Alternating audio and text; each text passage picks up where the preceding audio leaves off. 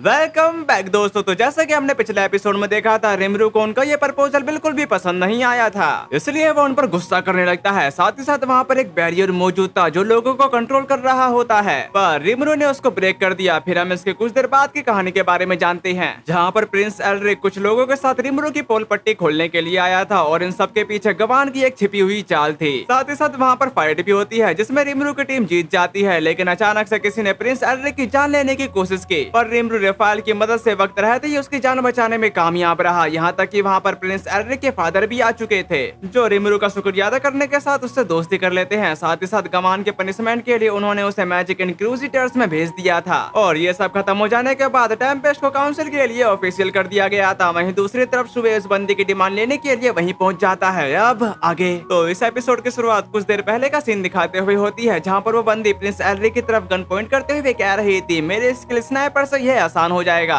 जिसके बाद उसने उसकी तरफ फायर कर दिया था, लेकिन दूसरी तरफ वो बंदी राहत की सांस लेते हुए मुस्कुराने लगी। लेकिन उसको एकदम से एहसास हो जाता है कि प्रिंस एल्रिक अभी तक नहीं मरा है। इसी वजह से वो हैरान होते हुए अपने मन में कह रही थी, ऐसा हो नहीं सकता, मुझे अभी भी प्रिंस एल्रिक की मौजूदगी का एहसास हो रहा है, लेकिन एक और अटैक नहीं, मैं ऐसा नहीं कर सकती। और ये साफ है कि मैंने उस डीमन लॉर्ड को कम आंका। उसी वक्त वहाँ पर सुबह समन होने के साथ उसको बताता है कि तुम ग्रेट रिमरू को कम आंकती हो, और अपने मर्डर की कोशिश में नाकाम होने के बाद भी यहाँ पर रुक के रहना तुम्हारी मूर्खता है। उसकी ऐसी बातों को सुनकर वो बंदी उसके बारे में पूछती है, जिस बात का जवाब देते हुए सुए बताने लगा, मेरा नाम सुए है और मैं ग्रेट रिमरू का वफादार स्पाई हूँ। अब डीमन लॉर्ड का जिक्र सुनकर वो बंदी थोड़ी परेशान हो जाती है, लेकिन सुबह अपनी बातों को कंटिन्यू करते हुए कह रहा था, तुम मुझे वह सब बताओगी जो तुम जानती हो, अगर तुम रजिस्ट करना चाहती हो तो तुम्हारी मर्जी। उसकी ऐसी बातों को सुनने के बाद वो बंदी अपनी गन उसकी तरफ पॉइंट आउट करते हुए कहने लगी, ठीक है, अगर तुम इस बात पर जोर दे ही रहे हो तो मैं इसे एक्सेप्ट कर लेती हूँ। यहाँ तक कि उसने उस पर फायरिंग भी कर दी थी, लेकिन सुए को इससे जरा सा भी फर्क नहीं पड़ता। अभी देखकर वो बंदी हैरान होने के साथ अपने मन में कहने लगी, बिल्कुल जैसा मैंने सोचा था, एक हाई मार्जिन होने के नाते उस पर नॉर्मल फिजिकल अटैक का कोई भी असर नहीं होगा, फिर भी मैं एक और नाकामयाबी का जोखिम नहीं उठा सकती। जो सब कहने के बाद उसने अपने एक डैगर का इस्तेमाल करते हुए उस पर अटैक कर दिया था, लेकिन सुबह उस अटैक से खुद को काफी आसानी से बचा लेता है। अब ये देखने के बाद वो लड़के खुद को संभालते हुए कहने लगी,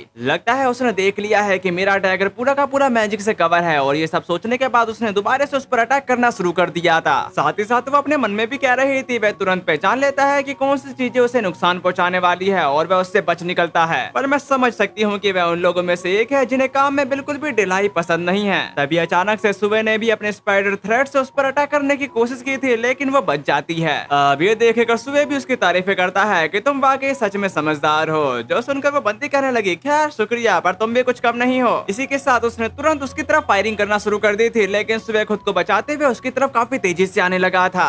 जो देखकर वो बंदी हंसने लगती है, क्योंकि वो उसकी एक चाल है। फिर हम यहाँ पर देखते हैं जहाँ पर एक बुलेट सीधे जाकर सुबह के हाथ में जा लगी थी, जिसकी वजह से उसका पूरा का पूरा एक हाथ ही अलग हो जाता है। यहाँ तक कि उसके हाथ में से काफी तेजी से खून नीचे की तरफ गिरने लगा। उसको इतनी बुरी तरह से इंजर्ड होता देखकर वो बंदी हंसने के साथ कह रही थी, तुम्हारी तो सारी खूबसूरती धरी की धरी रह गई, मैंने अपनी गोलियों के साथ एक मैजिक शॉट भी मिला दिया था। और जो लोग खुद पर ज्यादा भरोसा करते हैं वे अक्सर ऐसी सीधी सादी चालों में आसानी से शिकार बन जाते हैं। उसकी ऐसी बातों को सुनकर सुबह खुद को संभालते हुए कहता है कि मैं समझ गया, और तुम अपनी बुलेट्स में मैजिक भी डाल सकती हो। जिस बात का जवाब देते हुए वो बंदी बताती है कि ओ क्या बात है, तुम्हें पता है कि बुलेट क्या होती है? खैर यह उनमें से एक है जो मेरे मैजिक के एक गुच्छे से बनी है। वैसे देखो ये तुम जैसे लोगों पर कितनी अच्छे से काम करती है, जिन पर नॉर्मल बुलेट का कोई भी असर नहीं होता। ये बात सुनकर सुबह कहता है कि मैं समझ गया, तुम अपनी बात ग्रेट रिमरू की मौजूदगी में पूरी क्यों नहीं कर लेती, और वह काफी दयालु है, जब तक तुम उनके सामने ईमानदार रहोगी वह तुम्हें नहीं मारेंगे। उसकी इस बात पर वो बंदी अपनी गन उसकी तरफ रखते हुए कहने लगी, हार बर्दाश्त नहीं होती है ना, वैसे मुझे अफसोस है। वैसे भी अब जब तुमने मुझे देख ही लिया है तो मेरे पास तुम्हें मारने के अलावा कोई और चारा नहीं बचा, और इससे सब कुछ खत्म हो जाएगा। इसी के साथ उसने काफी सारे फायरिंग सुबह की तरफ कर दी थी, और वो सीधे जाकर उसके अंदर धंस जाती है, जिसकी वजह से सुबह वहीं पर मारा जा चुका। अब ये देखते हुए वो बंदी कह रही थी, वह जितना भी ताकतवर क्यों ना रहा हो, लेकिन मैं इस बात से इम्प्रेस हूँ कि उसने मुझे अपने सारे ट्रम्प कार्ड इस्तेमाल करने पर मजबूर कर दिया। वैसे एक और बात क्लियर कर देता हूँ, यही बंदी ट्रैप चलने में माहिर नहीं है, बल्कि सुबह तो उससे भी ज्यादा एक्स्ट्रा ऑर्डिनरी है। इसी के साथ हम दूसरी तरफ सुबह को देखते हैं, जो उसके सवालों का जवाब देते हुए कह रहा था, तो फिर मेरा सुझाव यह है कि तुम हार मान लो और मुझे तुम्हें गिरफ्तार करने दो।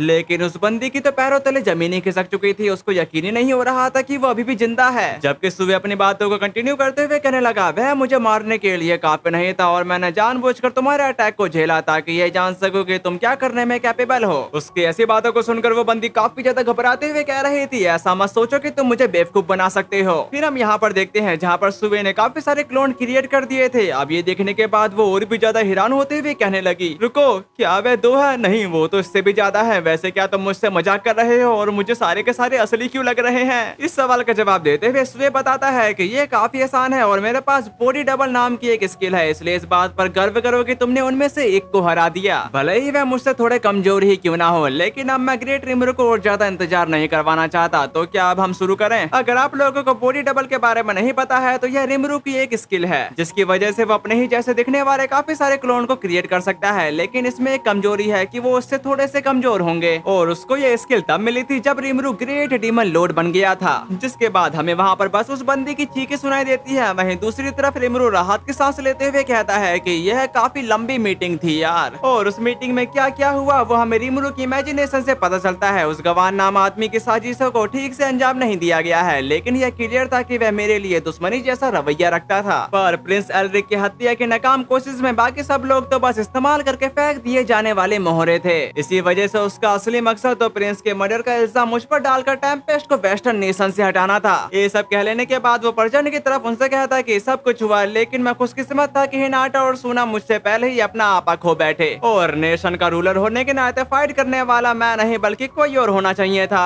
उसके इन सवालों का जवाब देते हुए हिनाटा बताती है कि मैं यह नहीं कहूंगी कि मैंने अपना आपा खो दिया था, मैंने तो बस उसके तौर तरीके को थोड़ा ठीक किया। वहीं दूसरी तरफ सूना भी कही, मेरे साथ भी यही बात है ग्रेट रिमरू, मैंने तो बस उस बंदे को थोड़ा सा सबक सिखाया जो बदतमीजी कर रहा था। उन दोनों की ऐसी बातों को सुनने के बाद रिमरू अजीब सा चेहरा बनाते हुए उनकी बातों में बस हाँ पे हाँ करे जा रहा था। फिर वो उससे कहता कि खैर तुमने खुद पर काबू रखकर बहुत बढ़िया काम किया बेनीमारू, सच कहूँ तो मुझे सबसे ज्यादा चिंता तुम्हारी ही थी। उसकी इस बात पर बेनीमारू बताता है कि खैर सच कहूँ तो मैं इतना ज्यादा गुस्से में था कि मेरा दिमाग बिल्कुल सुन पड़ गया था, लेकिन मैंने किसी तरह से खुद पर काबू पा लिया क्योंकि सूना सबसे पहले बीच में आ गई थी। अगर उसने एक पल भी देरी की होती तो मैं उस कमरे में मौजूद हर किसी को जिंदा जला देता। अब ये सुनकर रिमरू अजीब सा हंस रहा था। फिर वो एकदम से उस पर गुस्सा करने के साथ कहता कि अपने आप से इतना खुश मत हो। अब उसको इतना तड़कता भड़कता देखकर बेनीमारू उसे बता देता है कि यह सिर्फ एक जोक था, लेकिन रिमरू उस पर पहले से भी ज्यादा गुस्सा करते हुए कह रहा था, झूठे, तुमने ये सब सीरियस टोन में कहा था। जिसके बाद वो अपने सीट पर बैठने के साथ कॉफी की चुस्कियां लेते हुए अपने मन में कहा, बाल बाल बच गया, और मैं पहले ही सभी इंसानों का दुश्मन बनने की राह पर एक कदम बढ़ा चुका था, इसलिए मुझे बहुत सोच समझ कर यह तय करना होगा कि हमारे काउंसलर के तौर पर किसे अपॉइंट करना है। उसी वक्त वहाँ पर सुए भी आ चुका था, जिसने उन सभी को बताना शुरू कर दिया था कि वहाँ पर क्या क्या हुआ। जैसे उसको मैजिक बुलेट लगने की वजह से उसका एक हाथ पूरा का पूरा अलग हो चुका था, लेकिन उसका यह सिर्फ एक क्लोन था। यहाँ तक कि वहाँ पर काफी सारे क्लोन भी आ चुके थे, और आखिर में आकर उसने उस बंदी को पकड़ ही लिया था। फिर हम प्रेजेंट की तरफ आते हैं, जहाँ पर रिमरू उसकी कहानी को जानने के बाद उससे कहता कि अच्छा तो ये बात थी, शूटर को पकड़ने का काम तुमने काफी बढ़िया किया, और सुबह तुमने मुझे कभी निराश भी नहीं किया।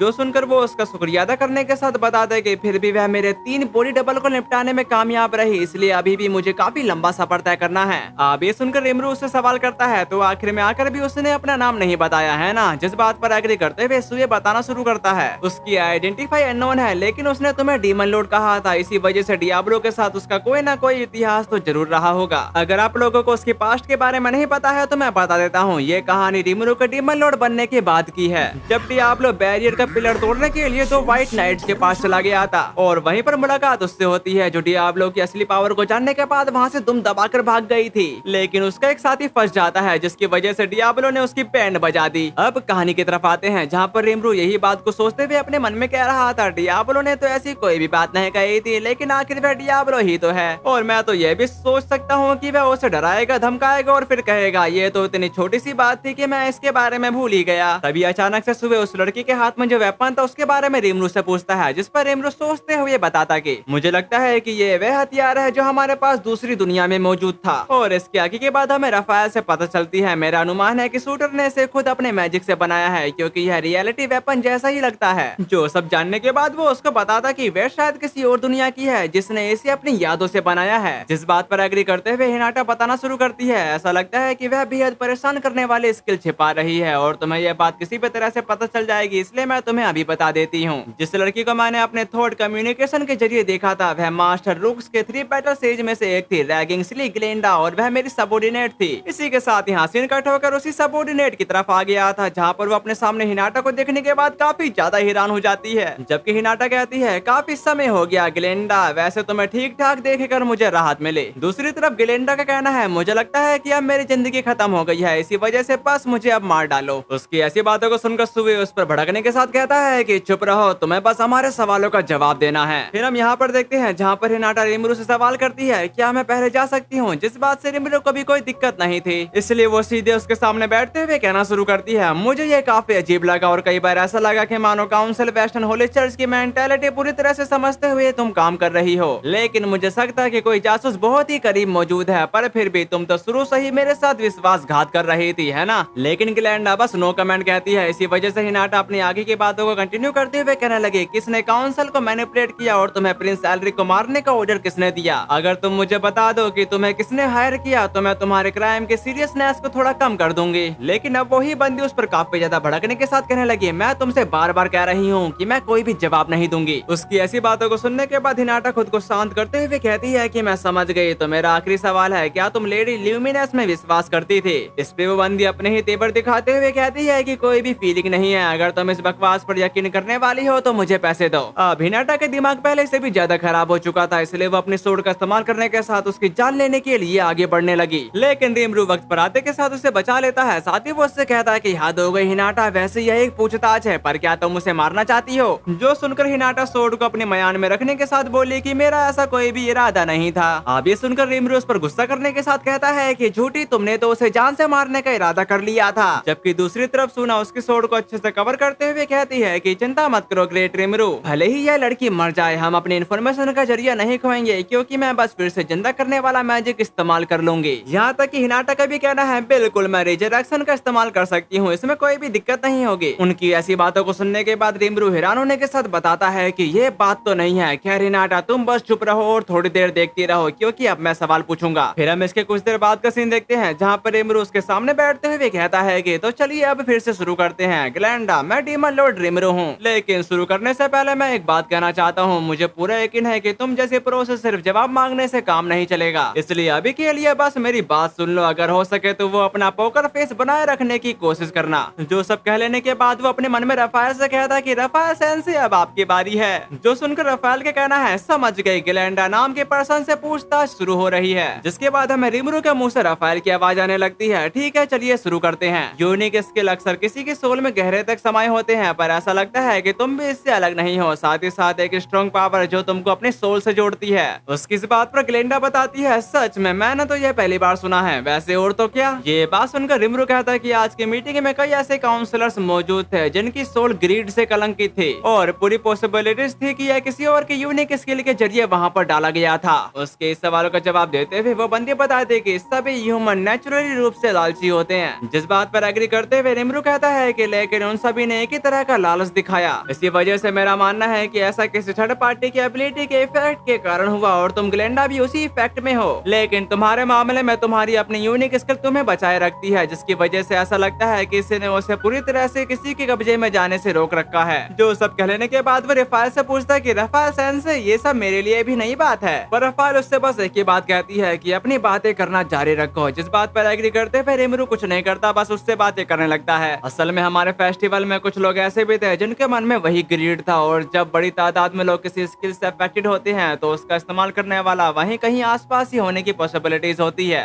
दूसरे शब्दों में कहे तो तुम्हारा मास्टर हमारे फेस्टिवल में मौजूद था, और तुम तो जानती ही हो मेरी अप्रेजल स्किल कितनी बेमिसाल है। ये ना सिर्फ ये बता सकती है कि कोई स्किल मौजूद है या नहीं, बल्कि यह भी बता सकती है कि कोई उसे छिपाने की कोशिश कर रहा है, और इस पर्सन ने जरूर चाहा होगा कि मैं उसकी स्किल का पता ना लगा पाऊं। इसलिए उसने अपने एक सबऑर्डिनेट को भेजा जिसके साथ उसकी मौजूदगी के कुछ संकेत भी थे। वैसे मारिया बेलरोजो, क्या यह नाम सुनकर तुम्हें कुछ याद आता है? ये बात सुनकर वो बंदी काफी ज्यादा हैरान हो चुकी थी, पर वो उसको बताती है कि इसके बारे में मुझे कुछ नहीं पता। लेकिन ये बात सुनकर हिनाटा बोल पड़ी, अच्छा तो इसके पीछे रोजो फैमिली है। उसके हेड ग्रामवेल रोजो वह फॉर्मर हीरो जिन्होंने वेस्टर्न नेशन को एकजुट किया था, और जो 7 डेज क्लंजी के चीफ थे। पर ग्रामवेल का तो निधन हो चुका है, लेकिन मेरा मानना है कि उनकी वसीयत को आगे बढ़ाया जा रहा है। अब सब कुछ जानने के बाद रिमरू उससे कहता है कि मारिया बेल ने ही तुम्हें काम पर रखा है ना? इसी के साथ यहाँ से इनकट होकर मारिया बेल की तरफ आ गया था, जो थोड़ी परेशान होते हुए कहती है ये काम नहीं आया, इसी वजह से हम फेल हो गए। जो सुनकर जॉन कहता है, मैंने वहाँ पर देखा था कि वहाँ के सभी लोगों ने तुम्हारे लिए सब कुछ समर्पित कर दिया था। उसकी इस बात पर यूकी बताता कि लेकिन हम उस बंदे की वजह से मैजिक इंक्विजिटर्स को बाहर निकालने में कामयाब रहे। क्या ये अपने आप में एक जीत उचित नहीं है। जिस बात पर एग्री करते हुए मारिया बेल अपने मन में कहने लगी, ग्रैंडफादर चिंता में थे, इसलिए जब मैंने उन्हें कंट्रोल में रखा था तब से मैंने गवान के जरिए छानबीन की और वो एक डीमन लॉर्ड के सामने बिल्कुल ही बेकार साबित हुआ। उसका जिक्र करना भी बेईमानी है। और फिर एक डीमन लॉर्ड रिमरू भी तो है और उस पर मर्डर का झूठा इल्जाम लगाने और टेम्पेस्ट को वेस्टर्न नेशन से हटाने की बात तो भूल ही जाओ। साथ ही साथ उसने तो काउंसिल के लिए टेम्पेस्ट की अहमियत को और भी ज्यादा पक्का कर दिया है। पर मैं कितनी बेवकूफ थी, मैंने उसे कमा का। फिर वो उससे कहती है, जोहान मेरा इरादा है कि तुम डीमन लॉर्ड की इन्वेस्टिगेशन जारी रखो और तुम्हें नहीं पता मैंने तुम्हें गवान के खिलाफ क्यों खड़ा किया। मैंने ऐसा इसलिए किया ताकि डीमन लॉर्ड तुम पर और भी ज्यादा भरोसा कर सके। जो सुनकर जोहान अपने मन में कहता है, और अगर मैं फेल हो गया तो क्या मैं भी बाहर हो जाऊंगा। जो सब सोचने के बाद वो उसको बताता कि शायद डीमन लॉर्ड रिमरू के साथ मिलकर काम करना ही ज्यादा समझदारी भरा कदम होगा। वह तो इंसान के साथ मिलजुल कर रहना चाहते हैं, है ना? तो फिर हम बेवजह टेम्पेस्ट को अपना दुश्मन क्यों बनाएं? उसकी ऐसी बातों को सुनकर मारिया बेल इरिटेट होने के साथ कहती है, यह तुम्हारी बहुत बड़ी गलती है। वैसे क्या तुम सचमुच बेवजह समझती हो कि मैंने ग्रैंडफादर को उस डीमन लॉर्ड से छुटकारा पाने के लिए सलाह क्यों दी थी? जिस बात का जवाब देते हुए जोहान बताता है कि क्या ऐसा इसलिए नहीं है क्योंकि वह एक न्यू इकोनॉमी स्फीयर बनाने की अपनी बातों से हमें धमका रहा है। जिस बात पर एग्री करते हुए मारिया बेल बताती है कि लेकिन यह तो बस एक ऑफिशियल रीजन है। असली वजह यह है कि फिर हमारे पास किसी डीमन लॉर्ड का सामना करने का कोई भी जरिया नहीं बचेगा। लेकिन जोहान को उसकी ये बात अच्छी से समझ में नहीं आ रही थी, इसलिए मारिया बेल बताना शुरू करती है, डीमन लॉर्ड में बैटल करने की जबरदस्त एबिलिटी है और उसके साथ स्टॉर्म ड्रैगन भी है, इसलिए ये कोई छोटी मोटी बात नहीं है। और अगर इतनी पावर वाला कोई डीमन लॉर्ड हमसे बातचीत करने आए तो हम क्या करेंगे? जो सुनकर जोहान कहता है, लेकिन उसने तो कहा था कि वह काउंसिल के रूल को फॉलो करेगा। इस बात पर मारिया बेल परेशान होने के साथ बता रही थी अभी के लिए वह उनकी बात मानेगा, लेकिन एक बार जब टेम्पेस्ट की अहमियत सबको पता चल जाएगी तो वेस्टर्न नेशन को ही उसकी बात मानने पर मजबूर होना पड़ेगा और इस तरह डीमन लॉर्ड पीसफुली तरीके से अपना राज कायम कर लेगा। ये तो बस हंसी की बात है, सरासर हंसी की बात है और ये सोचना ही बेतुका है कि कोई जिंदगी की इतनी साफ सच्चाई को नजरअंदाज कर सकता है। और ये सोचना कि डीमन लॉर्ड और इंसान बराबरी से रह सकते हैं, वह भले ही दोस्ताना बातचीत की बातें करे, लेकिन यह तभी तक मुमकिन है जब तक कि डीमन लॉर्ड इसकी परमिशन देता है। और वो ऐसा कहते हुए उसको काफी ज्यादा गुस्सा आ रहा था, इसलिए वो खड़ी होकर बालकनी की तरफ चली जाती है।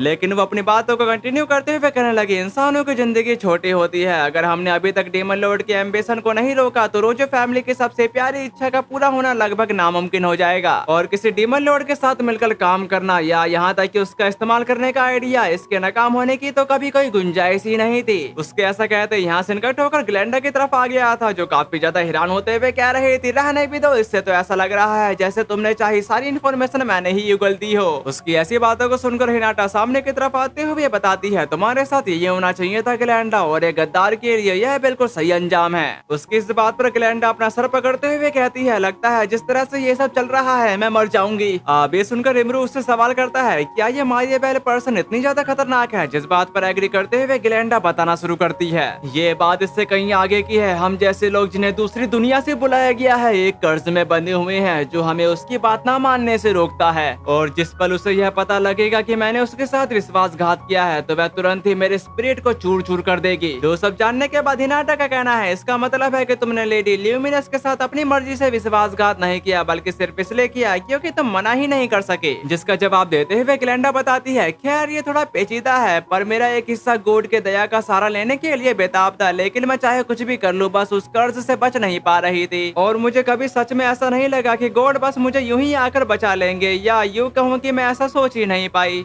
ये बात सुनकर हिनाटा कहते कि ये सच है कि गॉड की कृपा भले ही इसे ठीक नहीं कर सकते, यहाँ तक कि रेजरेक्शन भी उस पर्सन को नहीं बचा सकता जिसकी सोल बिखर चुकी हो। उन दोनों की ऐसी बातों को सुनने के बाद रिमरू रफाल से सवाल करता है, रफाल सेंसे क्या आप इसे सोल्व कर सकती हैं? जिस बात का जवाब देते हुए रफाल बताना शुरू करती है, मैं समझ गई, कोई भी दिक्कत नहीं है, तो क्या मैं इसे वापस कर दूं? अब ये सुनकर रिमरू काफी ज्यादा खुश हो गया था। फिर वो ग्लेंडा के करीब जाते हुए उसके अंदर के कर्ज को रिमूव कर देता है। जो सब करने के बाद वो उसको बताता है कि ठीक है तुम्हारा काम हो गया और अब तुम अपनी मर्जी से जी सकती हो। और इस बात की खबर ग्लेंडा को बिल्कुल भी नहीं थी, यहाँ तक कि वो उससे कहने लगी, लगता है यह दया की आखिरी निशानी है। पर रिमरू उसे समझाने लगता है, नहीं वो नहीं, मैंने तो उस कर्ज को हटा दिया है जिसने तुम्हें बांध रखा था, दूसरे शब्दों में कहे तुम अब आजाद हो। अब इस बात पर ग्लेंडा को बिल्कुल भी यकीन नहीं हो रहा था। वहीं दूसरी तरफ हिनाटा का कहना है, तुम सच में कुछ भी कर सकते हो। फिर हम यहाँ पर देखते हैं जहाँ पर रिमरू उसे समझा रहा था, और ये तो कहने की भी जरूरत नहीं है, लेकिन अगर तुम हमारी दुश्मन बनने का फैसला करती हो तो हम कोई भी रहम नहीं दिखाएंगे। लेकिन ग्लेंडा उसका दुश्मन बनने से साफ साफ मना कर देती है। वहीं दूसरी तरफ हिनाटा का कहना है, इस बार जो तुमने किया है मैं उसे नजरअंदाज कर दूंगी। लेकिन ग्लेंडा अचानक से अपने सदमे से बाहर की तरफ आते हुए कहना शुरू करती है, ये मुद्दा नहीं है, पर तुमने कहा था कि तुमने वह कर्ज हटा दिया है, क्या ये सच है? जिस पर रिमरू पूरी तरह से एग्री था। फिर वो अपने आप को फील करने लगती है, जिससे उसको मालूम पड़ता है कि अब मेरे को पहले से भी ज्यादा अच्छा लग रहा है। फिर वो उससे कहने लगी, मुझे पता है कि यह मेरी गुस्ताखी है, लेकिन मैं आपसे एक मेहरबानी चाहती हूँ कि आप प्लीज मुझे काम पर रख लेंगे और आप जो भी गंदा काम करवाना चाहेंगे मैं करने को तैयार हूँ। और शायद आपको मेरी बात पर यकीन ना हो, लेकिन मैं आपके प्रति अपनी वफादारी की कसम खाती हूँ, तो प्लीज ग्रेट रिमरू। ये बात सुनकर रिमरू कहता है, मुझे यकीन है कि मैं किसी फॉर्मर स्पाई को काम पर रख सकता हूँ। जो सुनने के बाद ग्लेंडा बोलती कि बेशक, मुझे जो भी कुछ पता है मैं आपको सब कुछ बताऊंगी। और आप लोगों को लगता है कि ग्राहम बेल मर चुका है, लेकिन वह जिंदा है। ग्लेंडा की ऐसी बातों को सुनने के बाद वहाँ के सारे बंदे एकदम दंग रह गए थे, जबकि ग्लेंडा अपनी बातों को कंटिन्यू करते हुए कहना शुरू करती है, ग्राहम बेल जो 7 डेज क्लंजी का प्रीस्ट हेड है, वह असल में एक जरिया है जिसके जरिए लॉर्ड ग्राहम बेल की स्पिरिचुअल बॉडी मौजूद रहती है। साथ ही साथ लॉर्ड ग्राहम बेल ही वह हस्ती है जो मारिया बेल के ऊपर विराजमान है। और मुझे नहीं पता कि मारिया बेल के मन में क्या चल रहा है, लेकिन मैं इतना जरूर जानती हूँ कि वह लॉर्ड ग्राहम बेल का सबसे ताकतवर मोहरा है और तुम लोगों के लिए बहुत ही बड़ा खतरा है, क्योंकि कागुराजा का जो फ्री यूनियन का गिल्ड मास्टर है, यहाँ तक कि वह पूरी तरह से मारिया बेल के कंट्रोल में है। अगर आप लोगों को आज का एपिसोड जरा भी पसंद आया है तो प्लीज एक प्यारा सा लाइक करने के बाद कमेंट करके जरूर जाना। तो फिर मिलते हैं, सायोनारा।